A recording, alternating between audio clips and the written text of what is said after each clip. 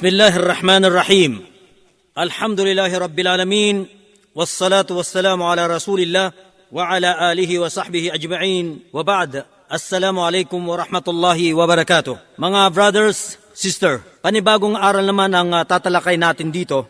Ito ay ang tungkol sa mga alituntunin ng al-hayd o ng pagreregla at ng an-nifas o ng bagong panganak habang may lumalabas na dugo sa babae. Ang tawag dito ay an-nifas. Una, itong tungkol sa al-hayd o ng pagreregla. Ito ay isa sa kalikasan ng babae na may lumalabas sa kanya na dugo, pangkaraniwang dugo. At ito ay hindi dahil sa karamdaman o sugat o ano paman, kundi ito ay likas na pagkakalikas sa babae. At nagkakaiba dito ang kalagayan ng babae. Kaya nagkakaiba rin dito ang mga takdang araw ng pagreregla ng isang babae. Tungkol sa pag-umpisa ng pagreregla, ito ay walang takdang edad kung kailan magsisimula ang regla. Dahil nga sinabi natin na nagkakaiba ayon sa kalikasan ng isang babae. Kaya sa madaling sabi, pagka may nakita na dugo, ito ay hayd o pagreregla. Kahit pa man hindi pa umaabot ng 9 na taon o maaaring humigit pa ng 50 taon sapagkat ang mga lituntunin ng pagreregla, ito ay iniugnay ng Allah subhanahu wa ta'ala batay doon sa pagkakaroon nito. Kaya sa madaling sabi, ang takda ng panahon ng hayd ay walang katakda nito tungkol sa pagkakaunti nito o sa dami ng araw nito. Kaya nga ang karamihan sa mga scholar na nagsasabi na ang pinakakaunti daw ng araw ng pagreregla ay 24 hours. Ibig sabihin isang araw. At ang pinakamarami ay 15 araw. Ito ay walang patunay. Yung ganitong pagtatakda, walang patunay ito. Kaya nga, ang isa sa mga kilalang scholar na si Ibn Uthaymin, kahabagan nawa siya ng Allah, ay nagsasabi na may mga babaeng hindi talaga nireregla. At mayroon din naman sa kanila na nireregla ng ilang oras lang. Pagkatapos ay malinis na. Ito ay patunay na walang takdang araw o oras maging sa kaunti nito o di kaya kung gaano karaming araw ito. At nakikilala ang katapusan nito. Ang ibig sabihin kung kailan pagka malinis ng isang babae mula sa regla. Sapagkat may lumalabas na tinatawag nila sa wikang Arabic, al-qassat al-bayda. Ito ay ang lumalabas na malapot na tubig, maputi, mula sa masilang bahagi ng babae kapag tumigil na ang regla, na kung saan isang palatandaan na malinis na yung babae. At kung hindi naman ito ang siyang kaugalian ng babae, ang magiging palatandaan naman ito ay ang pagiging tuyo. Siyempre pagka may regla ang babae, basa. Ngayon pagka tuyo na, ibig sabihin tumigil na yung regla. Sa pamamagitan na maglalagay siya ng anumang bagay na maputi, katulad halimbawa ng kuton sa masilang bahagi ng katawan niya, at kapag ilalabas niya ito at walang pagbabago, walang bahid ng dugo o anumang kulay, kundi ganun pa rin siya, puti, ito ay palatandaan na malinis na ang babae.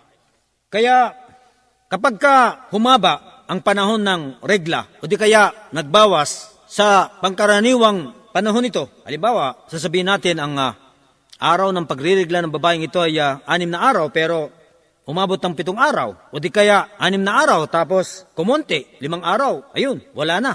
Sa madaling sabi, ang pinakatumpak na opinyon dito, kapag may nakikitang dugo, ibig sabihin, pagreregla. At kapag nakita na patunayan ang kalinisan nito, tapos na rin yung pagreregla. Ngayon, ang isusunod naman natin dito, ay ang tungkol sa an-nifas.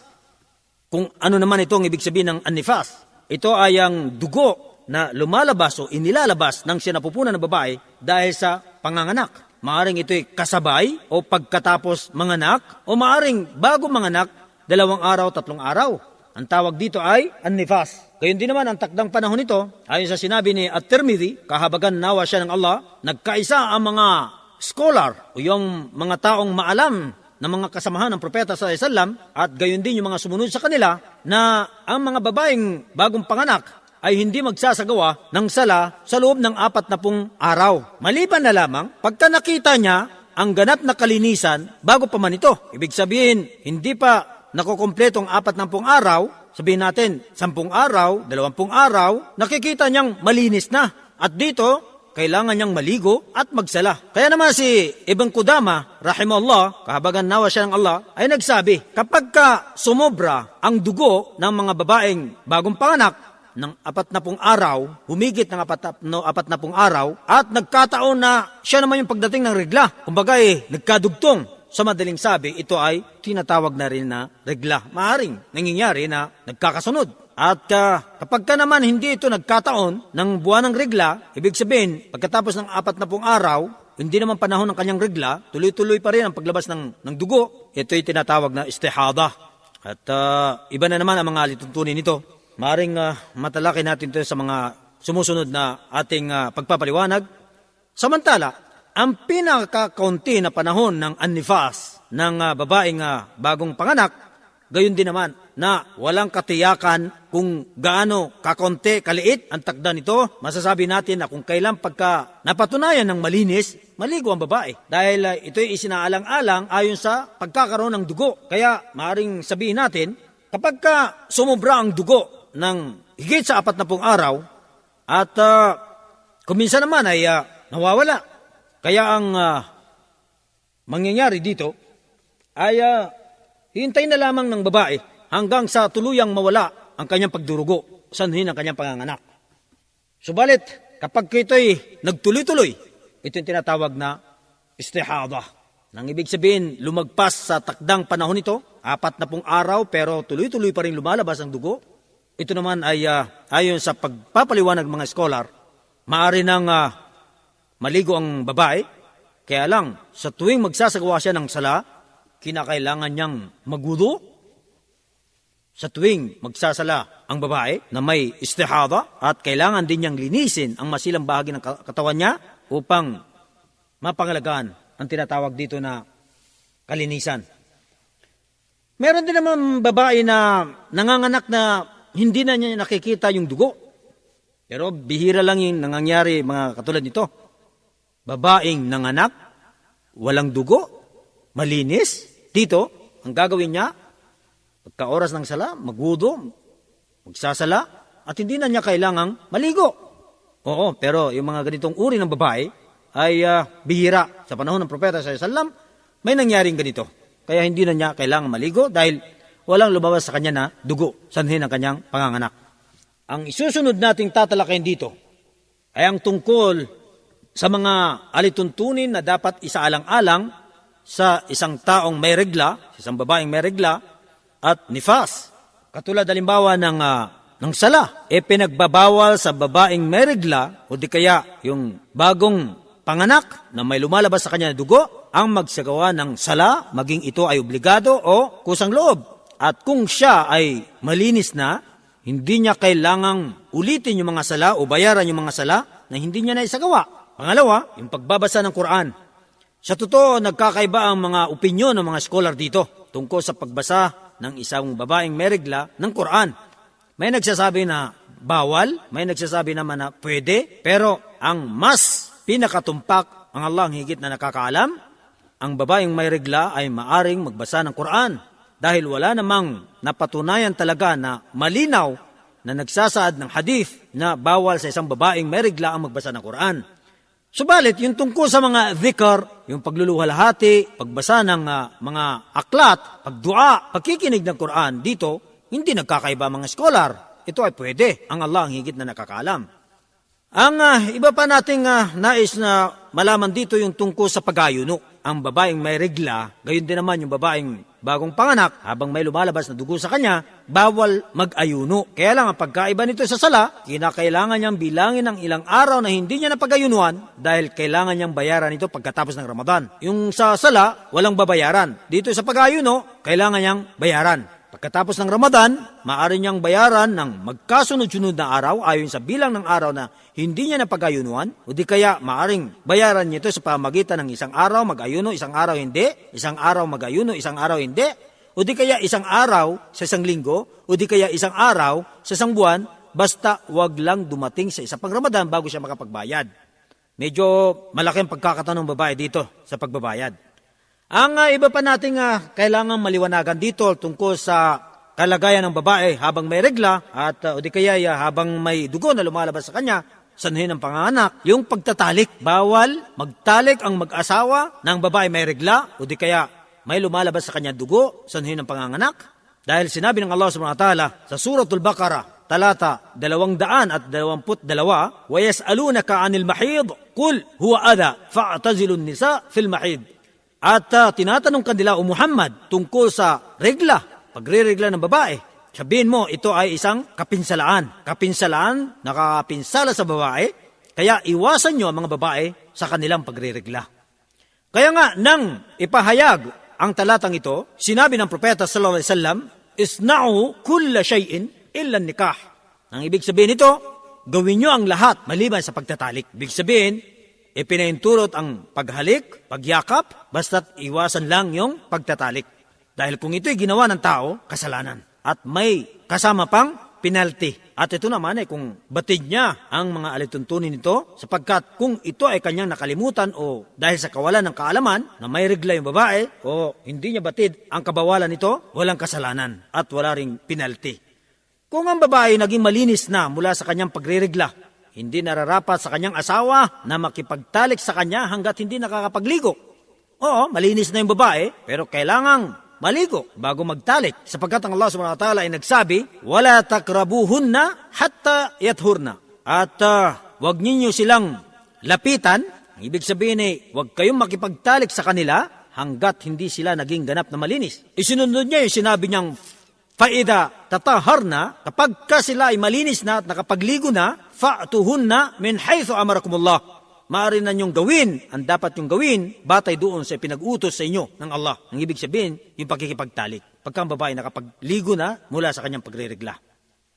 Ang ilang pang mga lituntunin na dapat natin maliwanagan dito ay ang tungkol sa pagtawaf sa Kaaba. Ipinagbabawal sa babaeng may regla ang umikot sa palibot ng Kaaba. Subalit, ang mga iba pang mga ritual nito, katulad ng sa'i, pagbato ng jamarat, pagtigil sa Arafat, walang masama. Walang masama na isagawa ito ng babaeng may regla. Kaya nga, yung babaeng may regla, hindi na siya inuobligang isagawa yung tawaf al-wida, yung tawaf ng pamamaalam, dahil sa kanyang kalagayan. Pero yung tawaf al-umrah at saka hajj, ito ay isa sa mga saligan ng umrah o di kaya ng hajj, kaya maghihintay siya. Maghihintay siya sa Makkah hanggang sa tumigil ang kanyang regla, at pagka tumigil, doon pala niya isasagawa ang naturang tawaf, yung tawaf na saligan, maging sa umrah at saka sa hajj. Ika-anim, yung pagtigil sa masjid. Nagkakaiba rin dito ang opinyon ng mga scholar. May nagsasabi na hindi pwedeng tumigil o mag-istambay ang babaeng may regla sa masjid. Samantalang may nagsasabi naman sa kanila na wala namang masama. Pero ang pinakatumpak nito ay yung tungkol sa pagpapahintulot. Ibig sabihin, wala namang masama na mag-istambay ang babaeng may regla kung kinakailangan sa masjid, dahil wala namang malinaw na patunay na tuwirang ipinagbabawal ito, kaya lang hanggat maaari ay umiwas. Ang ilang pa na nais nating maliwanagan dito ay yung paghiwalay at talak. Ipinagbabawal sa lalaki na hiwalayan ang kanyang asawa na may regla. Dahil sinabi ng Allah subhanahu wa ta'ala sa surat At-Talaq, aya 1, Ya ayyuhan nabiyyu, idha tallaqtumun nisaa, fatalliquhunna li'iddatihinna. O ikaw na propeta, kapag ka hiniwalay nyo ang mga babae, sila ay inyong hiwalayan sa katapusan ng kanilang mga idda. Pagka natapos na yung kanilang palugit na araw, panahon, doon nyo hiwalayan yung babae. Ibig sabihin na kapag ka may regla, pinagbabawal na hiwalayan ang babaeng may regla. Samantala yung nifas, yung babaeng bagong panganak, kaiba ito. Sapagkat pinaintulot na hiwalayan ang babae na sa panahon ng kanyang nifas, sa panahon ng kanyang pagdurugo sa sanhin ng panganganak, dahil ang dugo na nifas, yung sanhin ng panganganak, hindi ito naibibilang sa idda, hindi katulad ng sa regla. Ngunit, kung hiniwalayan ng lalaki ang babae na may regla, nagkakaroon ng bisa yung paghiwalay. Kaya nga lang, yung mga ibang scholar nagsasabi na hindi ito naayon sa sunan ng propeta sallallahu alaihi wasallam. Dahil ang sunan ng propeta sallallahu alaihi wasallam, kailangan hiwalayan ang babae na malinis siya, hindi yung may regla. Mga karagdagang nais nating linawin dito na makakapagdagdag sa ating kaalaman. Una, ipinahintulot sa isang babae ang gumamit ng gamot na o bagay na pipigil sa kanyang pagririgla. Halimbawa, paparating na yung kanyang regla, tapos pipigilan niya ito. Ito ay dapat natin may isaalang-alang ang dalawang kondisyon nito. Una, kapag walang maidudulot na kapinsalahan sa babae sa ginagawa niyang ito. Pangalawa, kinakailangan may pahintulot ang kanyang asawa. Gayon din naman na ipinahintulot sa isang babae ang gumamit ng anumang bagay o gamot na magpapaga ng kanyang regla. Gusto niya, darating kaagad yung regla niya dahil meron siyang gustong patunayan sa kanyang sarili. At ito ay kailangan din natin may isaalang-alang ang dalawang kondisyon. Una, kung wala namang mapapabayaan na isa sa mga tungkulin, katulad halimbawa ng gagamitin ito sa buwan ng Ramadan para matigil siya sa pag-ayuno. Halimbawa, sa kalagitnaan ng Ramadan, gagamit siya ng gamot para dumating yung kanyang regla. Ito ay pinagbabawal dahil para makaligtas siya sa pag-ayuno at magbabayad na lang siya. Hindi pwede yun. Pero kung hindi sa mga ganitong kalagayan, wala namang problemang ina-advance o pinapaaga yung regla. Ang ikalawang kondisyon kung ito ay sinang-ayunan ng asawang lalaki. Tulad na sinabi natin kanina, kapag katumigil ng regla ng babae at hindi pa nakakapagligo, hindi ipinahintulot na makipagtalik siya sa kanyang asawa.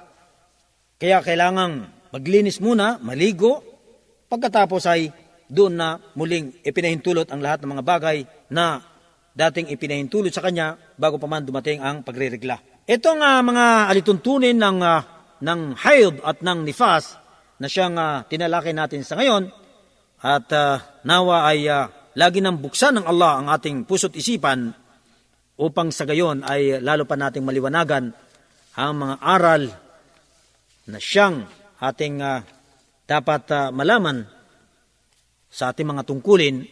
Assalamualaikum warahmatullahi wabarakatuh.